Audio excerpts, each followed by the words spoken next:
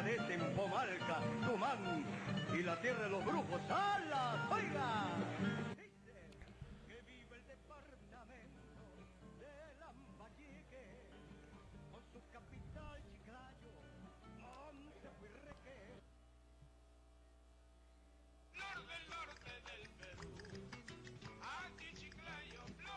Buenas noches, amigos de Destape Televisión. Damos inicio a una nueva emisión de Destape Noticias, como siempre pletóricos de información.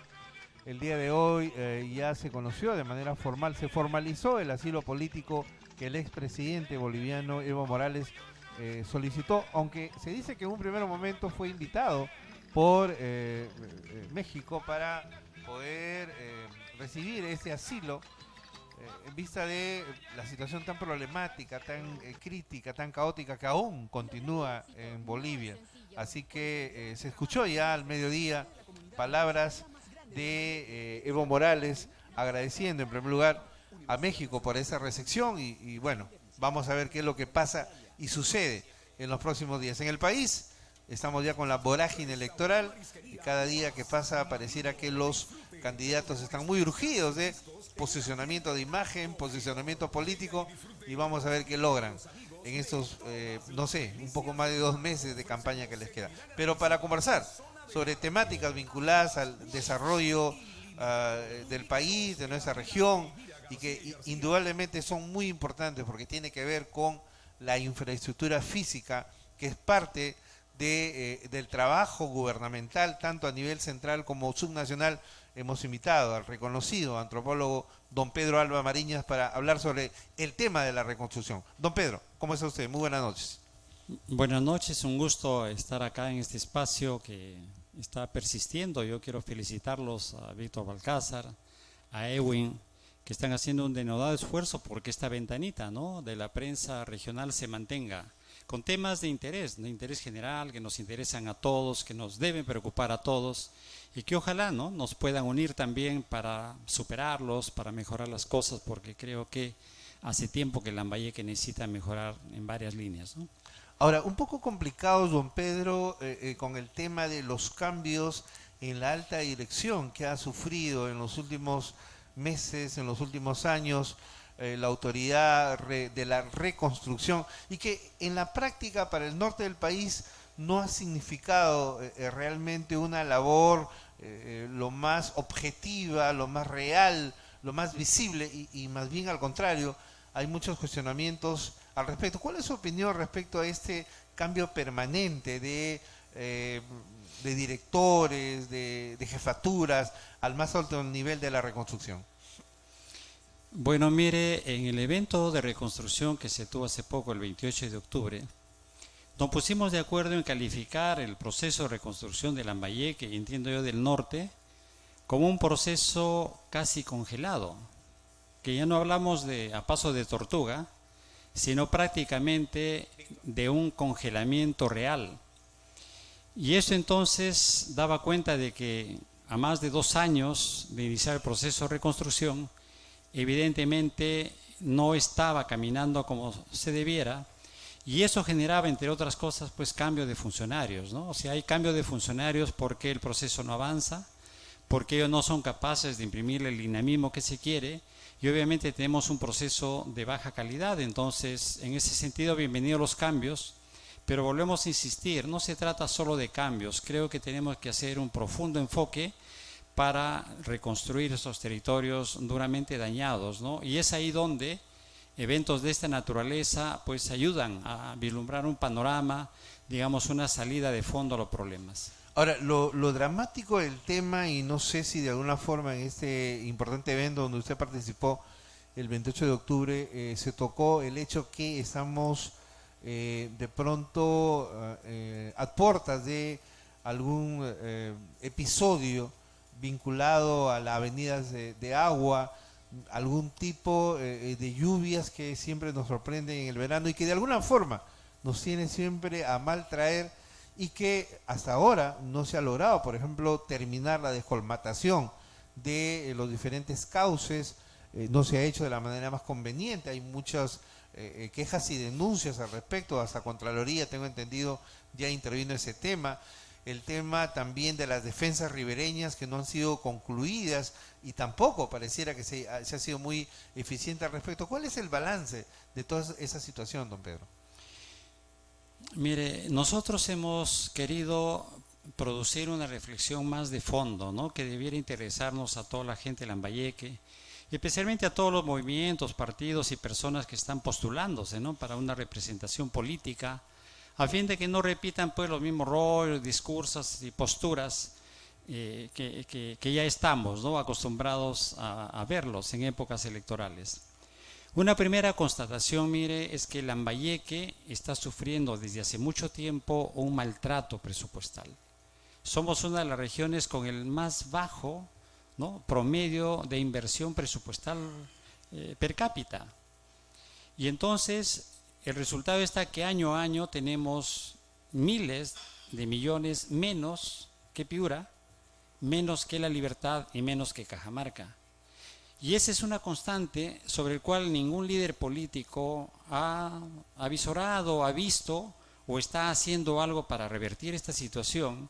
Habida cuenta que hemos tenido dos presidentes, ¿no? La presidencia del Consejo de Ministros, que desde ese alto cargo, desempeñado por Javier Velázquez Quesquén, y Yudesimo Munaro, hubieran tratado de revertir esa situación que daña profundamente a Lambayeque. Lo cual nunca se hizo ni nunca pasó. Sí, yo creo que esas cosas no se la discuten, no se la ven, porque implica pues, ¿no? Un poco pelearse con el centralismo y llevar el debate a otras alturas. Entonces yo creo que ahí tenemos un compromiso, porque este año, por ejemplo, Lambayeque va a tener como presupuesto total, repito, presupuesto total de todos los niveles de gobierno, 4.100 millones de soles. Y no estoy hablando de reconstrucción, estoy hablando del presupuesto global 2020. En total. En total, 4.100 millones. Eso estaba hace un mes y medio. Mientras que Piura va a tener casi 7.000 millones. Increíble, ¿no?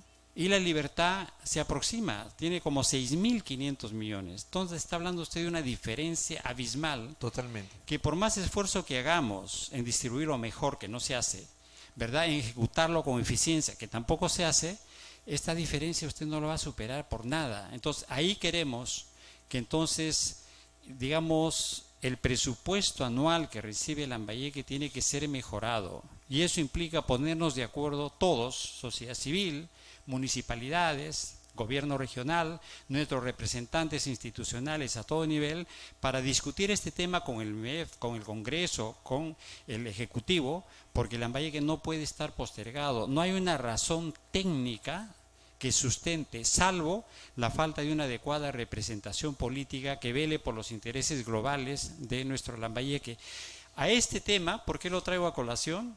Porque si estamos así, mire usted, la asignación presupuestal que hemos tenido ya por la reconstrucción con cambios, igual nos pone tras de Piura, tras de La Libertad, tras de Ancash. Estamos en el cuarto lugar en la asignación presupuestal, justamente por una deficiente evaluación que hizo Defensa Civil en su tiempo, basado en los datos que tenían las municipalidades que no tenían capacidades para eso, y tenemos entonces menor presupuesto de que todos ellos. Y a lo que hay que añadir es que la inversión que se ha hecho en Lambayeque es una de las más bajas de todo el norte del país, con lo cual entonces Lambayeque sale castigado. Y por eso pues hay una sensación de sociedad civil de desencanto del proceso, ¿no? de fuertes críticas a las autoridades respectivas, porque sentimos que en Lambayeque, por estas razones que se juntan, nos da una desilusión, de abandono, de falta de, digamos, de diligencia, de dinamismo del Estado. Y eso tenemos que revertirlo, porque eso lleva pues a otros niveles de confrontación y de conflicto que no quisiéramos, ¿no? Que se desarrolle. Ahora, don Pedro, pero de alguna manera el que la región Lambayeque en la práctica sea la cenicienta, el patito feo del norte del país frente a Piura, frente a La Libertad, implica que de alguna manera pues el liderazgo en los gobiernos subnacionales, los gobiernos regionales sucesivos, tanto del señor Yudesimo Munaro como del señor Humberto Acuña y ahora del señor Anselmo Lozano, no necesariamente son liderazgos que trasunten un nivel de posición firme frente al gobierno central y frente a lo que significa las exigencias que tiene nuestra región? Bueno, yo creo que los liderazgos en Lambayeque son pues de la época o de las concepciones de los años 80, digamos, ¿no? Donde usted sabe nos movilizamos con los 5 grandes proyectos de Lambayeque. Y a mí me parece los líderes de ese tiempo forjados en esa iniciativa de que estos 5 grandes proyectos van a sacar a Lambayeque y convertirlo en piloto del norte, en granero del Perú, en energizante de toda América Latina, etcétera, etcétera. Se ha metido tanto en la conciencia de ellos que creo que su gestión la han concentrado en obtener del gobierno central una de estas obras emblemáticas. Entonces toda la energía, por ejemplo, de los primeros años del gobierno regional se centró en Olmos. Y todos nos centramos en Olmos porque estábamos convencidos que a través de ese proyecto íbamos a lograr el despegue total de Lambayeque. Iba a ser la panacea para la región. Y ahí nos hemos concentrado, entonces no veíamos otros componentes del presupuesto. Como que nos contentamos con eso, con tener la obra emblemática, con ponerle nuestra firma y decir ya cumplimos con este anhelo lambayecano. Y mire lo que sucedió. Entonces yo creo que esa visión unilateral nos ha hecho bastante daño. Y creo que eso debemos terminarlo, porque volvemos a escuchar en los últimos tiempos que otra obra emblemática, recuerda usted, el hospital regional, no sé qué y no sé cuánto, terminará con los problemas, las colas, la mala atención. Y mire usted, es un hospital que ha dado pena, ¿no? Que recién está poniéndose su capacidad de funcionamiento y tenemos graves problemas de salud, de anemia, de nutrición, es decir, tampoco es la solución.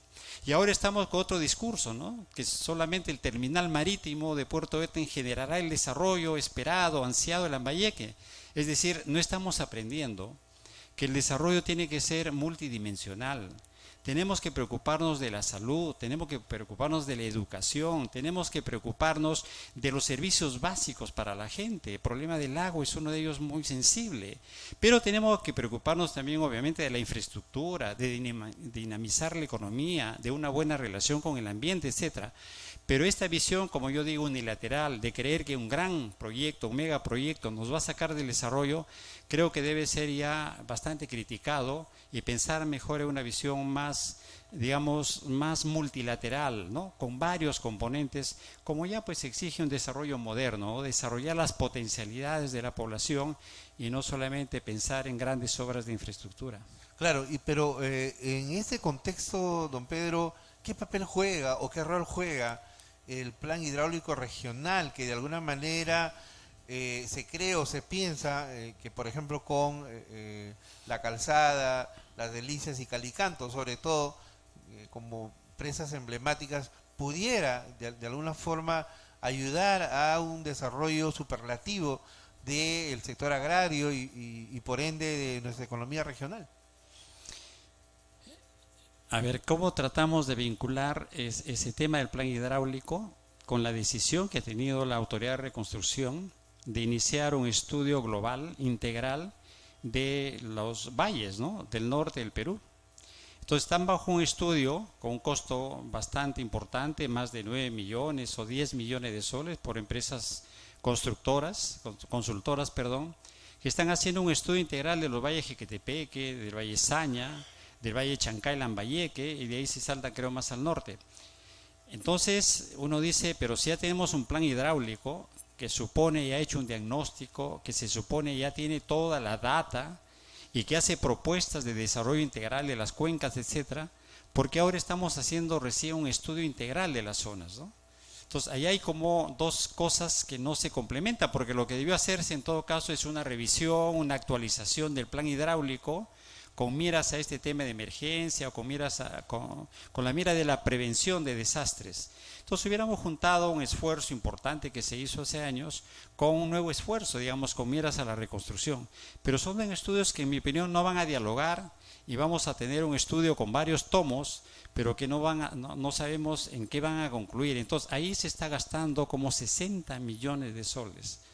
Y obviamente también se va a hacer el plan sobre el drenaje fluvial, que también, imagínense, va a costar como 10 millones de soles. Entonces, por allá hay una preocupación, ¿no? Si tenemos plan hidráulico, si luego se hace un estudio integral de las cuencas Entonces nos preocupa que estas dos inversiones importantes no dialoguen, porque son consultoras distintas, diferentes, y no vemos que haya de parte del Estado un ente, un organismo capaz, ¿no?, de unir estas dos vertientes y pues aprovechar los hallazgos, las conclusiones que tienen estos dos procesos importantes. Ahora, y dígame, de cara a lo que ya se viene, de cara al 2020, que estamos a puertas, ¿qué es lo que se ve en perspectiva en el tema de la reconstrucción?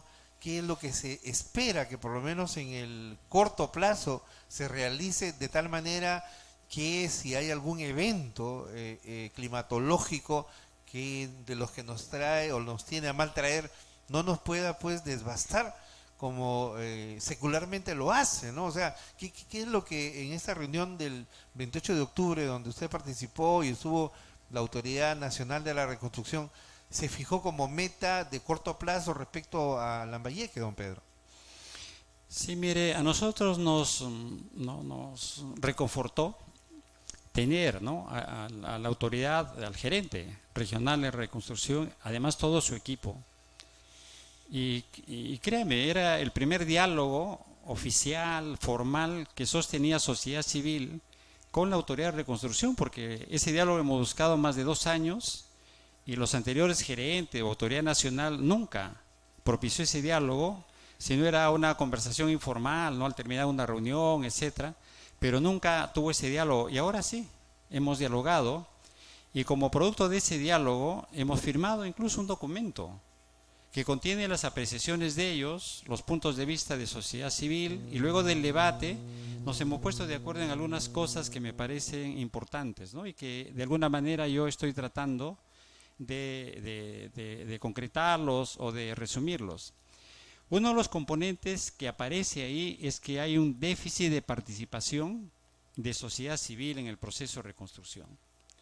Y mire, hay experiencias en el mundo, en América Latina, en Chile, lo hemos tenido en el caso de Pisco, que si el Estado hace su plan, se pone de acuerdo en ellos, contrata a las empresas para hacer la reconstrucción, esta no va a tener ni la eficiencia, ni la celeridad, ni los impactos en la vida de las personas. Va a ser dinero malgastado, van a ser cosas que se reconstruyen sin ton ni son y que no van a durar, es decir, no van a revertir la situación de pobreza de la gente.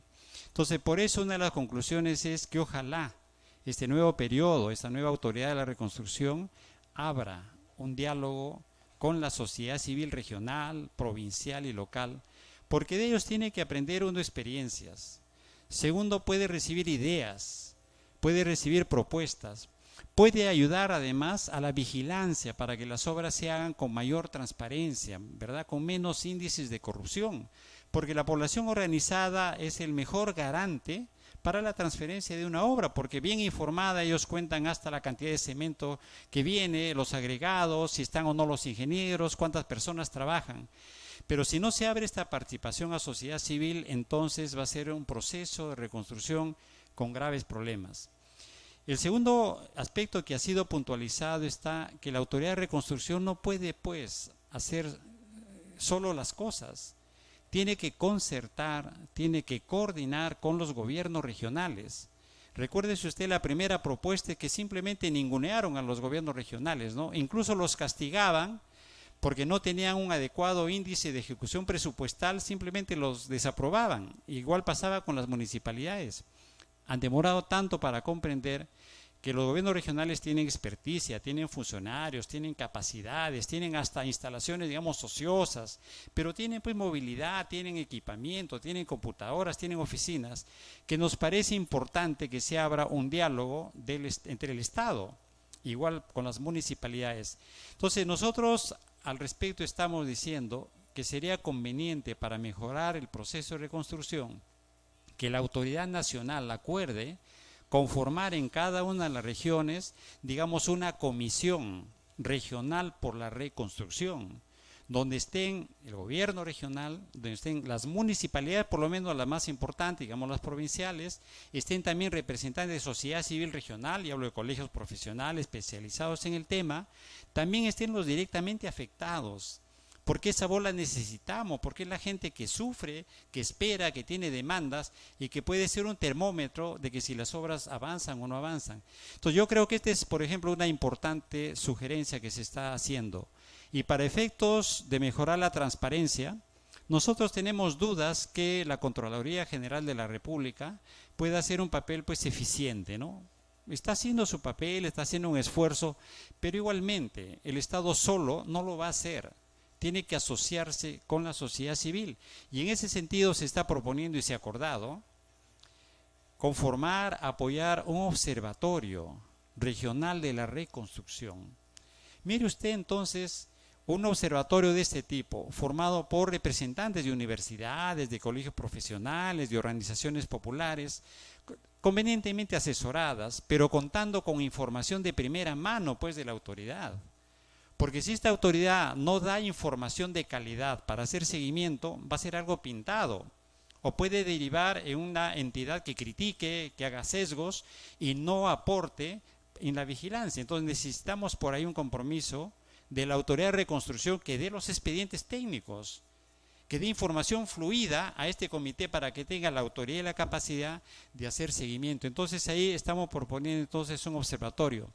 Y finalmente también los colegios profesionales han notado que se han formado mesas temáticas y nos parece bien, ¿no? Que el PEO, por ejemplo, forme una mesa temática, que el Ministerio de Vivienda y Construcción, que tiene mucha responsabilidad en estas obras, haga lo suyo, pero pues que amplíe la participación. El PEO no puede estar con una mesa temática conformada por 5 personas, 6 personas, ¿no? Tiene que incorporar otros actores.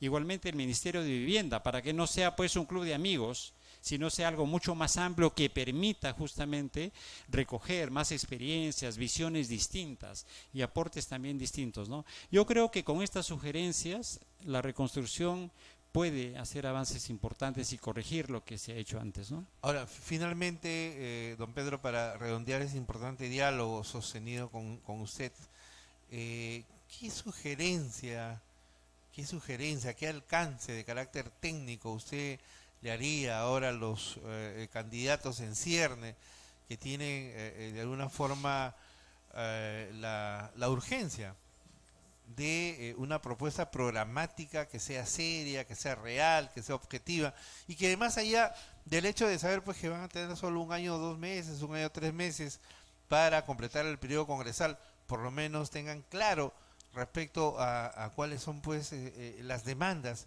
que tiene la región Lambayeque. Bueno, yo no quiero aparecer acá como un pedante ni nada parecido, porque usted sabe, yo tengo una actitud más bien de propuestas, ¿no? De propuestas, de reflexiones. De las ciencias sociales, y de recoger, plano de claro, investigador social. Y de recoger un poco las dinámicas sociales y políticas de la región. Lo que yo le recomendaría, mire, es que lejos de que ellos aparezcan como generando nuevas ideas y nuevas propuestas, algunas de las cuales estoy escuchando como poco serias, creo que deben revisar, ¿no?, los acuerdos, los compromisos que ya existen en Lambayeque.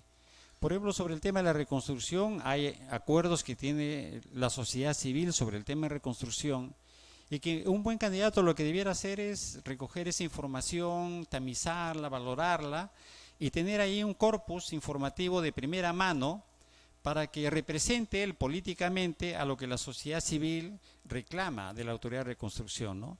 Creo que sobre el agro igual, los agricultores se están pronunciando hace tiempo respecto a un abandono del Estado hacia el pequeño agricultor.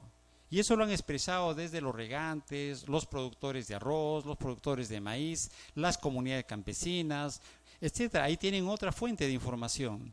En cuanto al tema de seguridad, usted sabe, ahí están, ¿no?, los informes de los comités de vigilancia, etcétera, pero también están las rondas campesinas, ¿no?, que hace tiempo están pidiendo un mayor reconocimiento, y justamente el domingo pasado hemos tenido un evento bien importante con presencia de fiscales, donde aparece con claridad que las rondas quieren que el Estado pues los reconozca, pero no solamente mediante un decreto supremo, sino además les dé trabajo, firme convenios, les dé responsabilidades y los apoye para que las rondas puedan cumplir su función, porque cada vez que ellos desbaratan una banda o hacen investigaciones, lo que hacen es recibir denuncias de los fiscales que los tienen a cientos de ellos, ¿no? Bajo persecución y en procesos judiciales.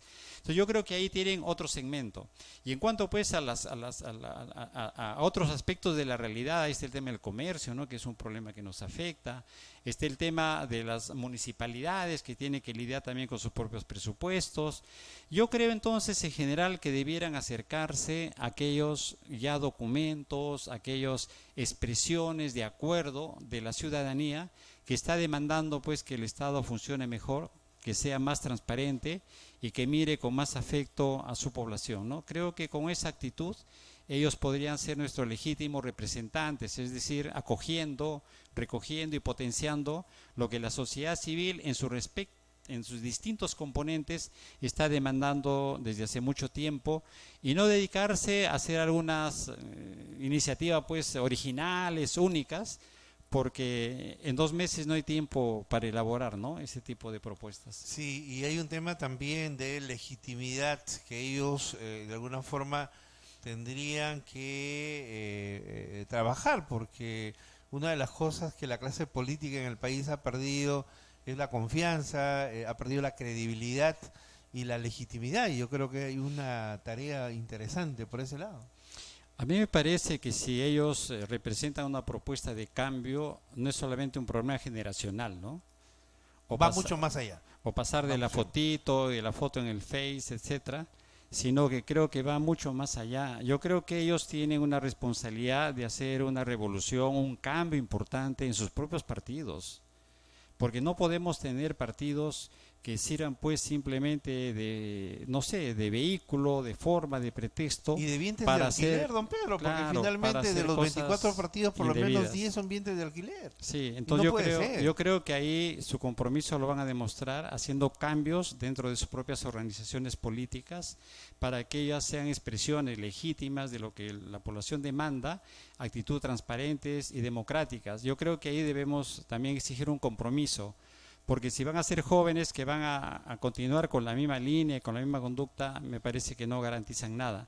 Entonces yo por ahí quisiera entonces que haya también un compromiso para que nosotros podamos confiar en ellos, que efectivamente son agentes de cambio, que apuestan como todos nosotros para cambiar nuestras regiones y nuestro país. Perfecto. Don Pedro, como siempre, reconocidos por su presencia, por el aporte, por la calidad y capacidad de propuesta que lo caracteriza, y yo creo que esto no solamente es importante para insumo de la clase política, sino de la sociedad civil y de quienes han tenido oportunidad y van a tener oportunidad de ver esta entrevista, porque como usted sabe, eso lo viralizamos en el YouTube, en las redes sociales, a efectos que aquellos que no tuvieron de pronto de ver la entrevista en tiempo real, por lo importante y trascendente de la misma, lo puedan ver más adelante. Muchísimas gracias, don Pedro, y comprometido para más adelante seguir conversando temas cruciales para el país y la región. Muchas gracias. Y a ustedes también, amigos, será hasta el día de mañana con otro programa igual de especial. Muchas gracias. Monteflú, Pimentel, este empreñape y llegó.